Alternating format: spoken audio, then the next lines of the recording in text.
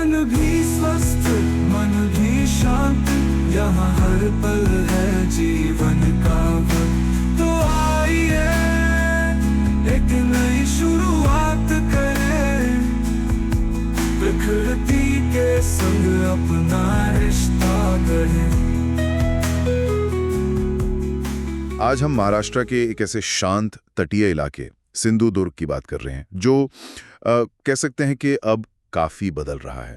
जहां पहले सिर्फ मतलब मछली पकड़ने की नावें दिखती थीं, खेत थे, वहां अब नए कनेक्शंस, नए निवेश की हवा है। हाँ बिल्कुल। हमारे पास जो जानकारी आई है वो सिंधुदुर्ग तट पर रियल एस्टेट में आ रहे बड़े बदलावों की तरफ इशारा कर रही है। बिल्कुल। और इसी के बीच में एक खास कॉन्सेप्ट एक्सपीरियंशियल लिविंग का भी जिक्र है। ज़ेनोहा नाम की एक परियोजना, ये भी काफी दिलचस्प है। तो आज की हमारी ये जो चर्चा है इसका मकसद यही है समझना कि सिंधुदुर्ग में ये सब क्यों हो रहा है, वहां का मौजूदा प्रॉपर्टी बाजार कैसा दिखता है और ये ज़ेनोहा जैसी पहल क्या दिखा रही है। तो चलिए इसको थोड़ा खोलते हैं। देखिए, ये बदलाव शुरू हुआ अर्थव्यवस्था को थोड़ा डाइवर्सिफाई करने की कोशिश से, सिर्फ खेती और मछली पालन पर निर्भरता कम करके। अच्छा। पर्यटन पर जोर दिया गया। 1997 में इसे टूरिज्म डिस्ट्रिक्ट घोषित किया ही था, और अब जैसे वो कृत्रिम चट्टान, सबमरीन जैसी नई चीजें ला रहे हैं। हाँ सुना है। और साथ ही नॉन पोल्यूटिंग इंडस्ट्रीज जैसे वो अदाली फार्मा हब की बात चल रही है, उसको भी आकर्षित करने का प्लान है। लेकिन मुझे लगता है असली तेजी तो इंफ्रास्ट्रक्चर से आई है ना? यहाँ चीजें एकदम बदल गई। बिल्कुल। गोवा बॉर्डर के पास वो नया मोपा इंटरनेशनल एयरपोर्ट, मनोहर इंटरनेशनल एयरपोर्ट। हाँ, मोपा। जानकारी तो यही कहती है कि उसके खुलते आसपास के जो सिंधुदुर्ग के इलाके हैं, जैसे डोडामार्ग, सावंतवाड़ी, वहां प्रॉपर्टी की कीमतें 25 से 40% बढ़ गई। हाँ, 25-40%। ये बहुत बड़ा जंप है। इसने सिंधुदुर्ग को एकदम से खासकर सेकंड होम खरीदारों के लिए खोल दिया। सही। और फिर वो Mumbai Goa coastal highway, Konkan expressway जून 2025 तक काफी हद तक पूरा होने की उम्मीद है। हाँ, उससे तो टाइम बहुत कम हो जाएगा। बिल्कुल। यात्रा का समय घटकर शायद 7 से 8 घंटे रह जाएगा। और ये हाईवे क्या कर रहा है कि कंकावली, कुडाल, सावंतवाड़ी जैसे इलाकों को जोड़ते हुए एक तरह का डेवलपमेंट कॉरिडोर बना रहा है। Development corridor? हाँ। फिर रेडी पोर्ट का विस्तार है, रोरो फेरी की योजना है। कनेक्टिविटी लगातार बेहतर हो रही है।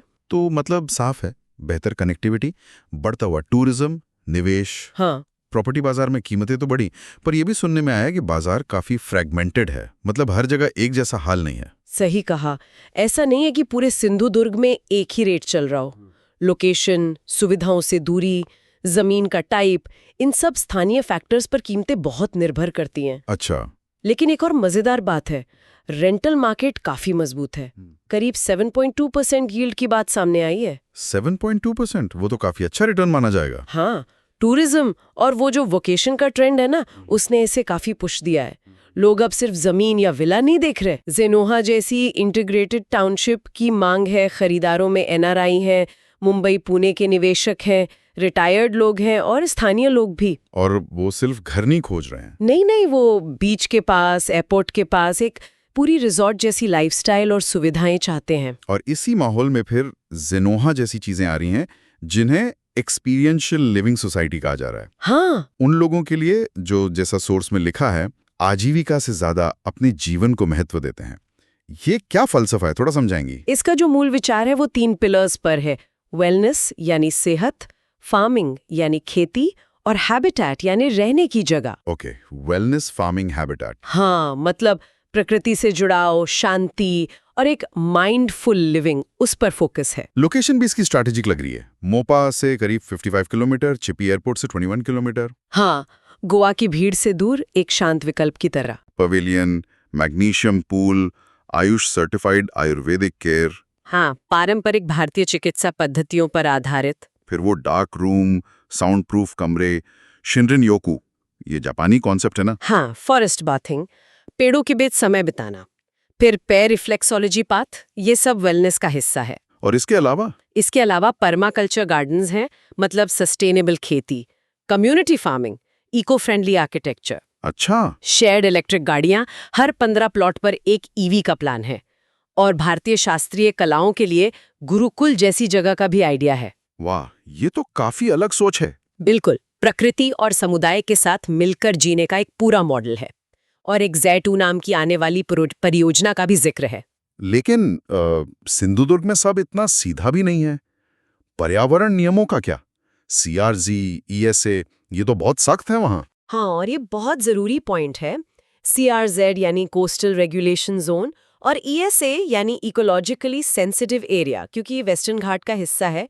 ये नियम प्रक्रिया को जटिल बनाते हैं। मतलब मुश्किलें आती होंगी। हाँ, EIA यानी एनवायरनमेंट इम्पैक्ट असेसमेंट वगैरह लगता है, टाइम जाता है।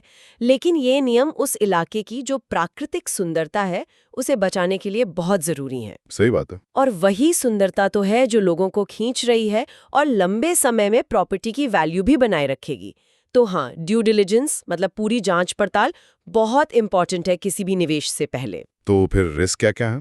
एक तो मार्केट वॉलेटिलिटी की बात है, क्या कीमतें कुछ ज्यादा ही तेजी से बढ़ गई? ये एक चिंता हो सकती है। फिर पानी जैसी बेसिक सुविधाओं की कमी का डर, नियमों की कॉम्प्लेक्सिटी। हाँ, क्लाइमेट चेंज का असर भी है। सी लेवल राइज का खतरा तटीय इलाकों में रहता ही है। और कहीं ऐसा तो नहीं कि पूरा इलाका सिर्फ टूरिज्म पर ही डिपेंडेंट हो जाए? ये भी एक वैलिड पॉइंट है। ओवर डिपेंडेंस ठीक नहीं।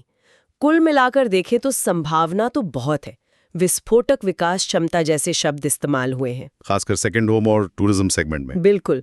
लेकिन सबसे बड़ा चैलेंज यही है कि विकास और पर्यावरण संरक्षण के बीच संतुलन कैसे साधा जाए, सस्टेनेबल ग्रोथ कैसे हो। आगे क्या होता है ये देखने के लिए इंफ्रास्ट्रक्चर प्रोजेक्ट्स की कंप्लीशन डेट्स, टूरिस्ट अराइवल्स और लोकल इकोनॉमी के इंडिकेटर्स पर नजर रखनी होगी। तो आखिर में एक सवाल मन में आता है, सिंधुदुर्ग जैसी जगह जो पर्यावरण के लिहाज से इतनी संवेदनशील है, इतनी महत्वपूर्ण है, वहां जिनोआ जैसी परियोजनाएं आ रही हैं जो वेलनेस, प्रकृति, समुदाय पर इतना फोकस कर रही हैं। क्या ये भविष्य में लग्जरी या अच्छे जीवन की परिभाषा बदल रही हैं? सोचने वाली बात है। क्या अब वो पारंपरिक शानो शौकत वाली लग्जरी से हटकर लोग सस्टेनेबिलिटी और गहरे अनुभवों को ज्यादा महत्व देंगे? इस पर जरूर सोचना चाहिए। सिरोहा की ज़मीन नहीं, ये एक सपना है जहाँ घर नहीं, जीने का नया अपना है। तन भी स्वस्थ, मन भी शांत, यहाँ हर पल है जीवन का वक्त।